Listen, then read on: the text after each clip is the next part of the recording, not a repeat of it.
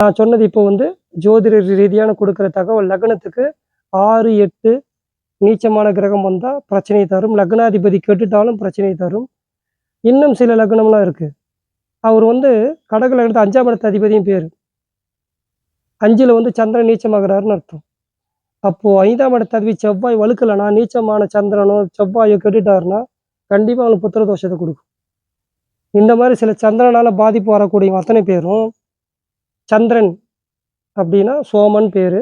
சுவாமிக்கு பேர் உண்டு. சோமநாதேஸ்வரர், சந்திர மௌலீஸ்வரர் அப்படின்லாம் பேர். ஏன்னா சந்திரனை வந்து தன்னுடைய தலையில் சூடின்றார் சிவபெருமான்.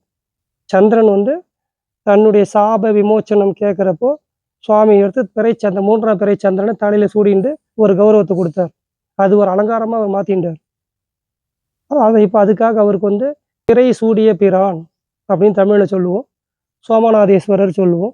சந்திர மௌலீஸ்வரர் அப்படின்னு இந்த பேரெல்லாம் சுவாமிக்கு இருக்குது. நிறைய சன்னதி இருக்குது சோமநாதேஸ்வரர்னு. எனக்கு தெரிஞ்சு நம்ம ஷேன்பாக்கம் அந்த கோயில் பேர் கூட சோமநாதேஸ்வரர் தான். சந்திரன் வீக்காக இருக்கிறவங்களுக்கு இந்த மாதிரி சோமவாரம் விரதம் இருந்து, சோமன்னா சந்திரன், திங்கக்கிழமைக்கு பேர் சோமவாரன் பேர், விரதம் இருந்து வழிபாடு பண்ணுறப்ப சந்திர பலம் கூடும்.